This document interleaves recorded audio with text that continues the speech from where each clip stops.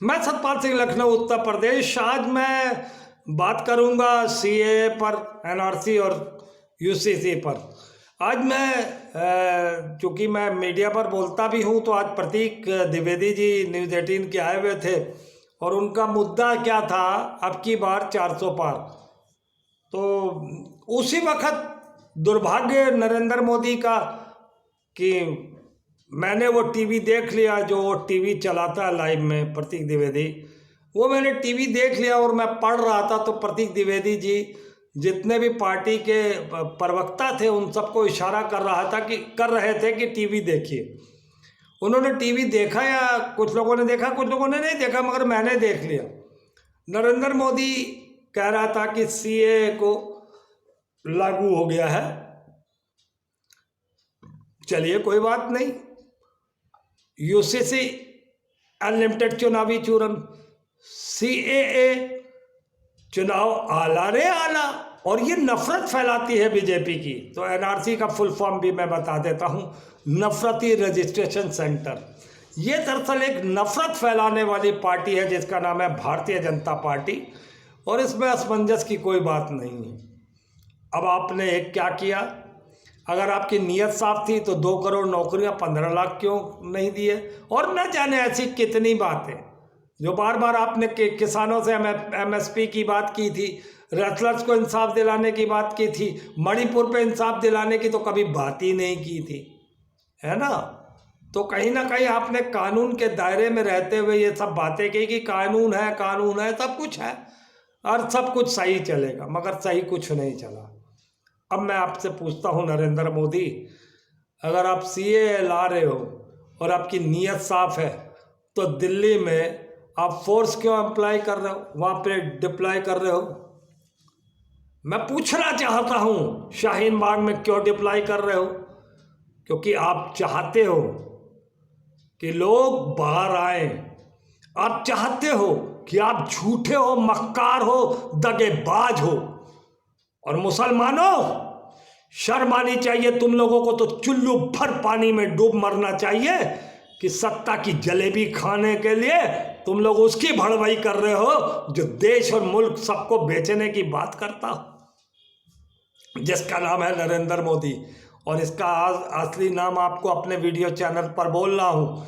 एक पाकिस्तान का था जिन्ना, और ये है मोहम्मद नफरत अली जिन्ना, जिसका उर्फ में लेकर नरेंद्र मोदी लीजिए, या नरेंद्र मोदी उर्फ मोहम्मद नफरत अली जिन्ना। जैसे जिन्ना पाकिस्तान के लिए दुश्मन था, और उसी तरीके से ये जो है हिंदुस्तान का एक जिन्ना है। खैर, आप लोगों की समझ की बात है, आप क्या समझते हो मुझे नहीं मालूम है, मगर आज रात 12 बजे से पहले आप अपने लिए कुछ सोच लो, मुझे कोई दिक्कत नहीं है। जिस तरीके से ना 15 लाख मिले, ना 2 करोड़ नौकरियां मिली, ना कोई वादे मिले, किसानों को मिला, ना रेसलर को, ना किसी तरीके से। तो मैंने अभी कहा ना कि मोदी अगर झूठा ना होता तो देश भर में ये जो आरपीएफ और ये जो फोर्सेस हैं, जो हमारे जवान हैं, जो हमारे आर्मी के जवान हैं, वो क्यों पूरी जगह डिप्लॉय कर रहा है हिंदुस्तान के अंदर? जहाँ जहाँ माहौल ख़राब हो सकता है वहाँ क्यों डिप्लॉय कर रहा है? शाहीन बाग में क्यों डिप्लॉय कर रहा है वो फोर्सेस को? आरपीएफ है, जो भी संगठन है, मुझे नाम अब याद नहीं आ रहा, rapid action force, RAF, rapid action force, और न जाने ऐसी कई जितनी भी संस्थाएं, क्यों लागू करा रहा है? इसका मतलब ये झूठा और मक्कार आदमी है। मुसलमान कब जागेगा ये मुझे तो नहीं मालूम, मगर जब जागेगा तब हाथ से सब कुछ निकल जाएगा।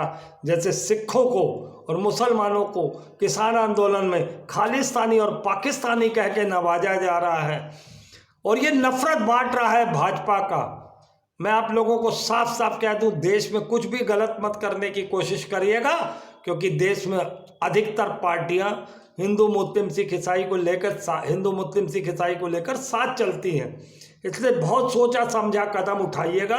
और अगर भाजपा को जिताना हो कि वो सीए ला के आप लोगों को नागरिकता दे देंगे और आप धोखा खाने के मूड में हो, तो यकीनन धोखा खाओ। जूते खाने की मुसलमानों को आदत इसलिए मैं इसलिए कह रहा हूँ मेरे मुसलमान भाइयों, मैंने देखा है कि जब दानिश को गाली दी जाती है कटुआ और वो, उसी वक्त नगर निगम के चुनाव चल रहे थे उत्तर प्रदेश में और 360 मुसलमानों को टिकट दी गई थी और आपने थूक के चाटा था कि भाड़ में जाए मुसलमान समुदाय, हमको तो अपनी सत्ता चाहिए, हमें तो सभासद बनना है। तो नगर निगम के चुनाव में जिस तरीके से आपने अपनी लालच दिखाई थी, आपने ये नहीं समझा कि इसके पीछे खेला नरेंद्र मोदी जैसे दुष्ट पापी का है, जो एक बहुत ही दुष्ट इंसान है। मगर आप लोग कब समझोगे, कब जागोगे? मैं सिर्फ मुसलमानों से हाथ जोड़ के विनती करता हूँ, मुझे जब चाहना ठोक देना, मुझे चिंता नहीं है। मगर यकीन कर लो, आज मैंने अपनी सिख धर्म की आवाज़ तो उठाई है, साथ में तुम लोगों की भी उठाई है। मगर तुम लोग वो बेशरम हो, जरा बात पे लड़ते हो, दिमाग लगाने की कोशिश नहीं करते हो कि देश पे जो दुष्ट पापी बैठ चुका है उसको अगर सत्ता से हटाना है तो सिर्फ परिवर्तन ही एक रास्ता है, नहीं तो आपकी ऐसे जैसी मर्जी। जय हिंद, वंदे मातरम।